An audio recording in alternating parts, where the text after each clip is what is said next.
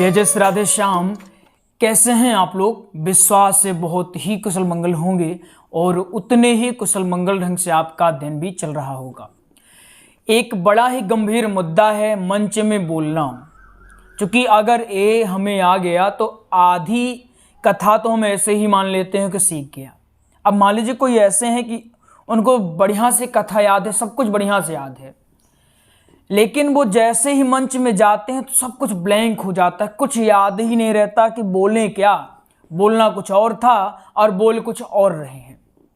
तो इसके लिए ज़रूरी होता है कि हमें पहले से ही तैयारी करके जानी चाहिए कि हमें मंच में कैसे बोलना है। तो आइए आपको कुछ बहुत ही कम शब्दों में, हालांकि हमने पहले बता रखा है, लेकिन उसी को दोबारा आपको बताते हैं एक नए अंदाज में, ताकि आपको फिर से समझ में आ सके। कुछ चीज़ें और इसमें ऐड करेंगे, बाकी हमने पहले भी वीडियो इसमें बना रखी है कि स्टेज पर कैसे बोलना चाहिए, स्टेज का डर कैसे दूर करना चाहिए, ये सारी चीज़ें हमने पहले डिस्कस करके रखी है। तो आइए एक एक पॉइंट करके जानने का प्रयास करते हैं। तो सबसे पहला काम होता है अपने आत्मविश्वास को बढ़ाएं। इसके लिए आप बहुत सारी चीज़ें कर सकते हैं, जैसे आप अपने पहनावे में ध्यान दें और पहले से प्रैक्टिस करके जाएं, ताकि आपका आत्मविश्वास बना रहे कि हाँ हम कुछ जानते हैं।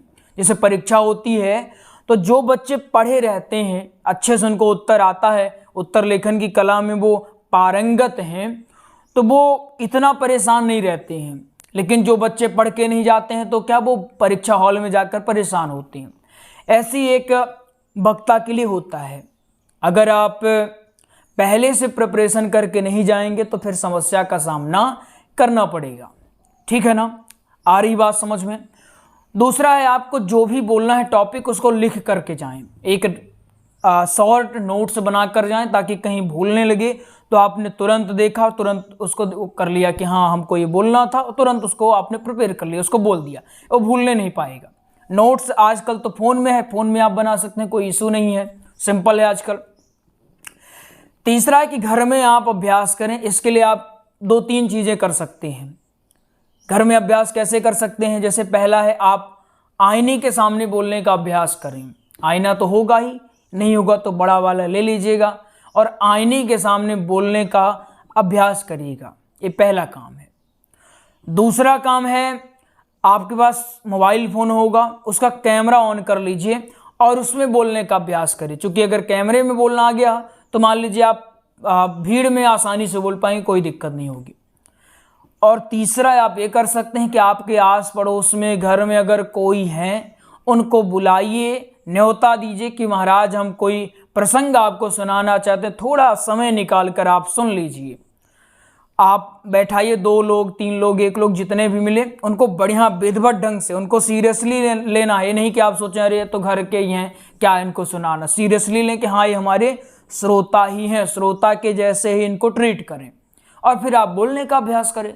एक बार बोलने की कला में आप पारंगत हो गए तो कोई भी कथा हो, भागवत कथा, राम कथा, शिवपुराण, देवी भागवत, या फिर आप कवि बनने के क्षेत्र में जा रहे हो, सिंगर बनने के क्षेत्र में जा रहे हो, कोई भी क्षेत्र आपका है, तो आपको परेशानी का सामना नहीं करना पड़ेगा, कोई भी प्रॉब्लम फेस नहीं करनी पड़ेगी। नहीं तो अभी क्या होगा, कुछ लोग कहते हैं गुरुजी हम जाते हैं तो जाते ही हमारा पैर कांपने लगता है। अब अगर घर में आप प्रैक्टिस करके नहीं जाएंगे तो क्या होगा? अब कोई पहलवान अगर सोच रहा है कि हमको कुश्ती लड़ना है और वो बिना प्रैक्टिस किए ही अखाड़े में पहुंच जाए तो क्या होगा? क्या होगा? खूब मार पड़ेगी, हड्डियां टूटेंगी उसकी, दांत टूटेंगे उसके, आंख कान ध्वस्त हो जाएंगे।